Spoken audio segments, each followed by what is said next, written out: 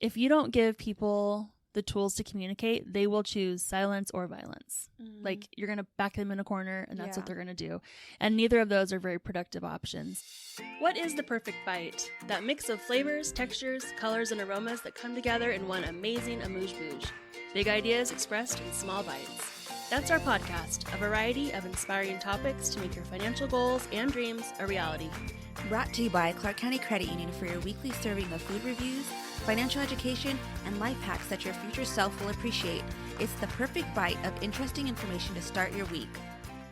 Welcome to episode 78 of The Perfect Bite. I'm Crystal Price. And I'm Shannon Hiller. Let's dig in. We love trying new dishes here at The Perfect Bite, and this week we're sharing a visit to Marché Bacchus. Next, we're going to talk about ways to pass down a home, and finally, we're going to share tips from the ultimate guide to effective communication.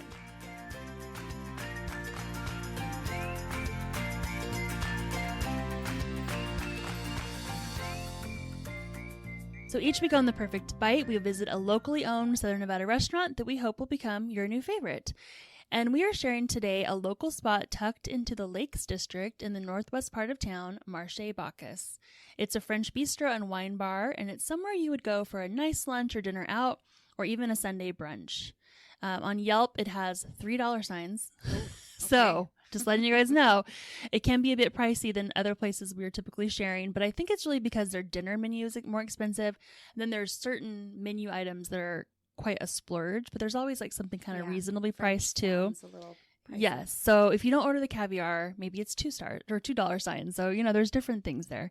Lunch can be very reasonable. That's typically when I've gone, and you can sit with a view of the lake, or when the weather's nice, they open up these like folding glass doors and you sort of feel like, wait, am I in the French Riviera or am I in Las Vegas? Or, maybe not quite that much of a, transformation. You're still in Vegas, but it's pretty. You're by water, which is something that we don't get a lot of here. So did I ever tell you my husband proposed to me in a French restaurant? No. Yes. So it's taking you back. Yeah, we went to, it's called Bouchon, and it used to be downtown in this like one of those converted houses. Oh, but cute. It's really good. And like all the rooms were different dining areas. So you felt like you were in kind of a small area, and I ordered duck. It was very fancy. And then a souffle for dessert. And when the silver platter lifted up for the souffle, there was my ring on the platter. Perfect. So we don't need a lot of French places. So this place does kind of make me think, oh yeah, I remember back to that. So anyway, back to Marché Bacchus, but their menu changes pretty often. They actually swap out like seasonal ingredients, but you always have really traditional French dishes like escargot, foie gras, and even caviar, since that's like the splurge I was talking about. They also have a lot of vegan and vegetarian options. I'm kind of starting to look for that more, I guess, vegan, just because I'm skipping out on dairy. So I noticed those things on the menu more. And then there's the wine bar, which is almost as big as the restaurant area. We've ordered gift baskets from there before as well, and they'll like recommend wine to include in the baskets, especially if you don't know anything about wine like me. So they'll recommend what to put together for someone who you kind of describe what they like. You can get brunch any day of the week. So I thought that was cool because sometimes I just want breakfast, even when I'm there for lunch. So what I've ordered when I've gone is the Bistro Bacon Burger. It comes with smoked Gouda, caramelized onions, garlic aioli, and arugula. And you can sub for a Beyond Meatless patty too. And then get fries or a salad, and all that $17, which I thought was pretty reasonable, right? It's not bad. Yeah. So lunch. Beyond Meatless, is that like, what is that? Beans, I guess? I'm not sure if it's a mushroom or what kind of. Okay. Yeah. I've had it before, but it's good. I also have had their chicken chop salad, grapes, strawberries, candied walnuts, and poppy seed dressing. I think there's just like a few ingredients, like a season pass for me. Like if the dish has it, I'm like, yes, yum. I wanna order that. It sounds weird, but like pickled onions, like yes, I will eat like a taco with pickled onions or some kind of Mexican dish. Yeah, it's so like I have pickled onions in my fridge almost at all times. I make them myself. When the need comes, you're yes, ready. I'm like, it just is sassy. Bacon jam. Yes, please. That's always good. And then candied nuts on a salad. Like, I don't know why. I love it. It elevates it. Yeah, I feel a right? little fancy. And I like salty, sweet stuff too. So it's perfect. Next time I go, I think I'll get the traditional eggs Benedict with smoked salmon. That's $22. Or the steak frites, which is a flat iron steak with a béarnaise sauce. I didn't ask you. Have you been there? I haven't. I've never even knew there was a way to get in there. I feel like I need a map Yeah. to get in there. It is kind of confusing because there's a couple shops nearby though. So, but then you have all the residents, the houses Yeah. and stuff. So yeah, you just kind of drive through, and it's one of the first turns in there that you're there at the lake. So I think I would definitely go just for the views. yeah, the ambiance is really definitely nice. Not Vegas feel. Mm-hmm. So. I think there's even like a fireplace inside. Yeah, Oh. it's fancy.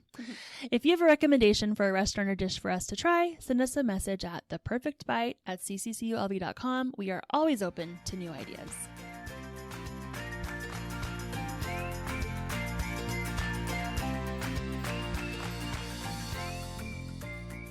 So when it comes to estate planning, one of the most valuable assets to pass down is a family home. But do your children want to keep your home they grew up in, or do they want to sell it? It can get complicated with taxes as well. Crystal's going to share 3 ways to pass down your home to your heirs. It's very normal to want to keep what is most likely your largest asset, your home, in the family. But it is a complicated process, and you want to avoid the pitfalls and, if possible, avoid some taxes. So we're going to share some options that you can use at different points in your life. They will not all apply, so you definitely want to talk to your tax advisor before you start any of these strategies and make sure that it's the right choice for you and your family. The first thing that you can do, this is something you can do now, is possibly sell it. So if you're looking to move out or put your home's equity use elsewhere, selling the home to your child or others could be a good option for you. One thing to be careful is you may be tempted to sell the home at a low price, but you want to be careful not to go below the fair market value. Otherwise, the difference between the sales price and the market value could be subject to gift taxes. So do not... Yeah, $1. Please. Yeah, I wish. And then your child is going to have to, come up with some bucks. It's quite the change. Be careful on those. Another thing for you to do is to gift it. This is something you could do now. A gift could result in a federal estate tax up to 40%, depending on the size of your estate. Yes, that is a big chunk. Yikes. 40%. State level gift, estate, and inheritance taxes could also be a factor depending on where you live. So if you do decide to give your home to your child during your lifetime through a deed transfer, this could have a tax consequence for your heirs. Now, the third option, this is actually the pass down portion that we're talking about. This was collected from an article that Charles Schwab posted. And the first thing that they said that you can do is create a last will and testament. So you can use your will to designate to whom the home should go to and in what proportions. So if you have multiple children, you could say, okay, this is a 50-50 split, quarter splits, however you want to do it. You designate that in your will. Wills are required to go through probate, which can be costly and lengthy process of validating your will. So depending on how the will's been set up, that may be something to consider as well, whether or not this is the best choice for you. Another thing that you can do is a transfer on death deed. Now, if probate is a concern, if you don't want to do that, you may be able to sign a transfer on death deed, which allows you to pass the property to your heirs outside the probate upon your death. You'll want to make sure that your beneficiary is up to date, because if they pass before the property owner, the property can fall into probate upon the owner's death. Now, we talked a little bit about this on episode 60 when we interviewed Erica Howard about final arrangements process. So you may want to go back and check that out and see some of the perks to doing a TOD. Another thing to keep in mind is that those are all done through the county, at least here in Nevada. So you can reach out to them and they have all the files that you'll need. And then the third way to pass down a home is through a trust. So this is another way to avoid probate and transfer the property into a living trust. You list your heirs or whoever it is, your beneficiaries, as people on that trust, and then you can give control over to how the property is going to be managed and under what conditions it is to be sold. So I never thought I would say, like, don't gift me a house. Yeah, but don't give me that a house. Doesn't sound great. No, I think some negative implications there. I like the transfer on death deed, or the trust idea, because you can do that selection, hopefully speed up the process of going through probate. I've never gone through probate, but I have heard that it can be lengthy, and sometimes time is of the essence in certain scenarios. So to just avoid that, you may want to do that. Yeah. So, like I mentioned before, mortgages with CCCU can get a transfer on death deed on file for your loved ones. You'll just want to reach out to the county if you want to get this process started. And of course, consult a tax advisor. Now we're going to take a quick break to hear from our sponsor. Clark County Credit Union members have received more than $73 million in bonus dividends since 2001 just for using the credit union services they need every day. Since CCCU is owned by our account holders, they earn the dividend, not shareholders. This year, we returned a $2.6 million bonus dividend to members with auto loans, credit cards, and checking accounts. Open an account today and start earning your own bonus dividend. Funds privately insured by American Share Insurance. Next up is our Future Self segment inspired by the Happiness Project. Creating a healthy dialogue and being able to have effective communication in your workplace builds a safe work environment. We recently here at the credit union underwent staff training through Crucial Conversations and have since received helpful tools to help create or maintain effective communication in the workplace. And we've selected a few important tips we think can help you also achieve healthy communication at work and even in your personal relationships. That's what I really liked about the Crucial Conversations was the whole time I was thinking this could apply Anywhere. Anyone I need to communicate with, even with my kids, my spouse, my neighbors their annoying dog won't stop barking and I want to go talk to them. How do I start this conversation? Yeah. Any conversation that kind of is like, ooh, this could go one way or another. Like that's a crucial conversation. Like this is a critical moment that could change how a relationship is. Like might be a little bit awkward, but anyway. Those are crucial conversations. So the first tip is to start with your heart in the right place. So you have this conversation that you know you need to bring up. It's going to be difficult, maybe even awkward. Avoid playing silly games like relying on hints, sarcasm, or humor, passive aggressiveness. I would add in there too. Like that's just not the way to get your point across. So when you're trying to get your heart in the right place, you are not the only person in the conversation. It's not all about what you want. So you think about the other person and the outcome that you both want to achieve and just kind of get your mindset right. Right. The next one is learn to look. Learn to recognize triggers that can make people feel unsafe. It's easy to get caught up in what you're saying and just not notice what's going on around you. And, you're so focused on like, I'm going to get this conversation. I got to get my points across. And you just don't read the room, right? Look for these two big symptoms. Silence. This can show up as masking, avoiding, or withdrawing. Or violence. Violence violates safety within a conversation because it forces one perspective into the pool of meaning. And if I remember in one of our classes, one of the teachers was like, if you don't give people the tools to communicate, they will choose silence or violence. Like you're going to back them in a corner and that's what they're going to do.